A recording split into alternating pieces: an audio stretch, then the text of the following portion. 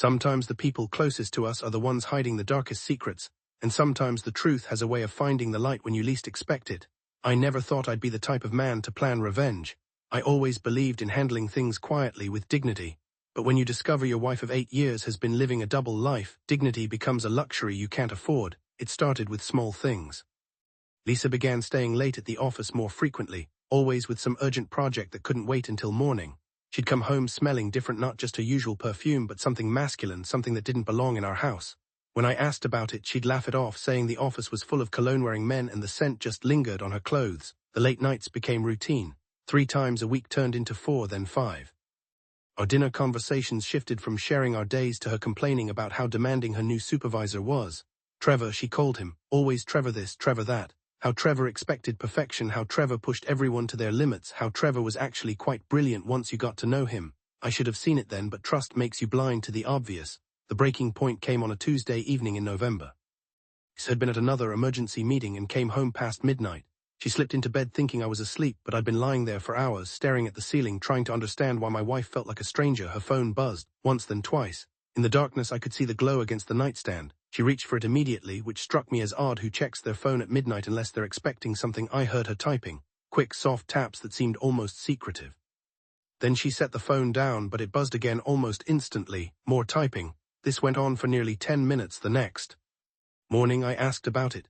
Work emergency, she said, not looking up from her coffee. Trevor needed some numbers for an early presentation, but her explanation felt hollow. What kind of work emergency involved 10 minutes of back and forth texting at midnight? That's when I started paying attention, really paying attention. I noticed how she'd smile at her phone when she thought I wasn't looking, how she'd step into another room to take certain calls, how she'd started doing her hair differently, wearing makeup on days when she used to go natural, how she'd bought new lingerie not for me. I realized because I hadn't seen any of it. The company Christmas party was scheduled for December 15th. Lisa had been talking about it for weeks, unusually excited about what was typically just another corporate obligation. She bought a new dress, a stunning red number that made her look incredible. When she tried it on for me, I felt a pang of sadness. She was still beautiful, still the woman I'd fallen in love with, but she wasn't dressing up for me anymore. 2 weeks before the party, I made a decision that went against every instinct I had. I hired a private investigator. His name was Frank, a former police detective who specialized in infidelity cases. I felt sick handing him the check, but I needed to know the truth. The not knowing was killing me slowly, and I couldn't live with the uncertainty anymore. Frank worked fast. Within a week, he had everything I needed to know and more than I wanted to see. The photos were devastating. Lisa and Trevor in his car in the parking garage. Lisa and Trevor at a hotel downtown. Lisa and Trevor at restaurants I'd never been to, looking at each other the way she used to look at me. But the real evidence was in the text messages Frank had managed to capture. Messages that made it clear this wasn't just a physical affair, it was emotional, intimate, complete. They talked about leaving their spouses. They made plans for a future. Together, they mocked their current partners, calling us obstacles to their happiness. Reading those messages felt like dying, but it also crystallized something in me. A cold, calculating anger that I'd never experienced before. Frank handed me a USB drive with everything on it. Photos, messages, timestamps, locations, a complete record of my wife's betrayal. What are you going to do with this? He asked. I stared at the drive in my palm. Such a small thing to hold such devastating power. I'm going to a Christmas party, I said. The week leading up to the party was surreal. Lisa was practically glowing with excitement. She talked about the decorations, the food, how the company had rented out the entire top floor of the downtown Marriott. She mentioned that Trevor would be giving a presentation about the year's achievements. Perfect. I called the hotel and spoke with their event coordinator. I explained that I was Lisa's husband and that I had a special anniversary slideshow I wanted to surprise her with during the evening. Could they help me get it set up on their projection system? The coordinator was delighted to help with such a romantic gesture. They scheduled me to come in an hour before the event to load my presentation. I spent 3 days creating the slideshow. It started innocently enough, photos of Lisa and me from our early dating days, our wedding, family vacations. Happy memories set to soft music. Then gradually the tone shifted. Screenshots of text messages appeared between the photos. Intimate conversations between Lisa and Trevor, plans to meet at hotels, discussions about divorce timelines, messages where they laughed about their spouses being clueless. The final slide was simple, a photo of Lisa and Trevor kissing in the parking garage with the words "Merry Christmas from your loving wife" underneath. The night of the party, I put on my best suit. Lisa looked stunning in her red dress, radiant with an excitement that now made perfect sense. We drove to the hotel together, making small talk about work and weekend plans. She seemed nervous but happy, checking her reflection constantly.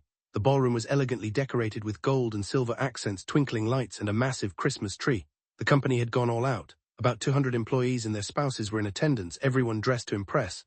I made my way through the crowd, shaking hands, making conversation, all while keeping an eye on Lisa. She found Trevor quickly, a tall, handsome man in his early 40s with an easy smile and confident demeanor. I watched them greet each other with careful casualness, a brief touch of hands that lingered just a second too long. An hour into the evening, the CEO called for attention. It was time for the year-end presentation and awards ceremony. Trevor took the stage, thanking everyone for their hard work and dedication. He was charming and articulate, the kind of man who commanded a room. After his presentation, the CEO announced they had a special surprise. Apparently, one of the spouses had prepared a beautiful anniversary slideshow to share with everyone. I felt my heart pounding as the lights dimmed and the screen lit up with the first photo, Lisa and me on our wedding day. There were murmurs of appreciation from the crowd.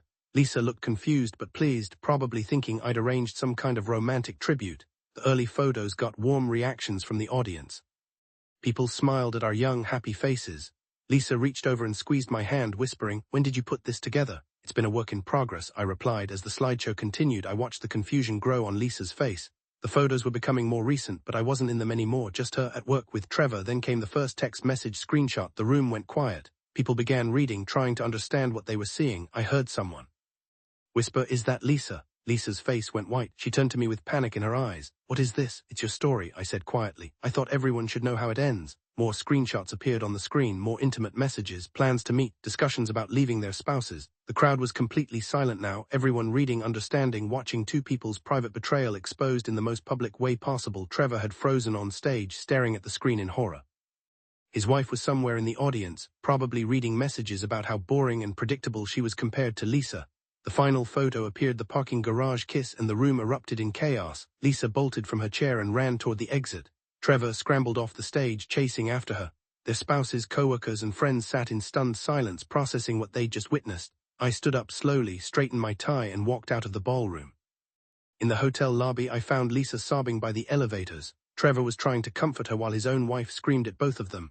Other guests were streaming out of the ballroom, some looking shocked, others angry, many just eager to escape the drama. "How could you do this to me?" Lisa cried when she saw me. "I could ask you the same question," I replied, "but I think everyone already knows the answer." The divorce proceedings were surprisingly simple. With all the evidence Frank had gathered, Lisa's lawyer advised her not to contest anything. She moved out the following week, taking only her personal belongings. Trevor's wife filed for divorce the same day Lisa did. Both of them were terminated from the company within a month. Not officially for the affair, of course, but their positions became redundant during a convenient restructuring. I heard later that they moved to another state together. I hope they're happy, though I doubt their relationship will survive being built on deception and public humiliation. As for me, I'm learning to live alone again. The house feels different now, quieter, but also more honest. I'm seeing a therapist, trying to understand why I chose revenge over dignity, why I needed everyone to witness my humiliation along with theirs. The truth is, I don't regret it.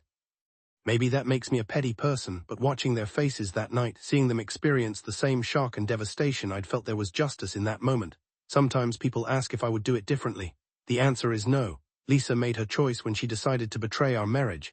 I simply made sure everyone knew what that choice was. Some secrets are too big to keep hidden, and some betrayals are too public to handle privately. That night, I learned that sometimes the best revenge isn't moving on quietly, it's making sure the truth gets told, even if it destroys everything in the process. The company still has their Christmas party every year. I hear it's a much more subdued affair now. I guess nobody wants to risk becoming the next slideshow.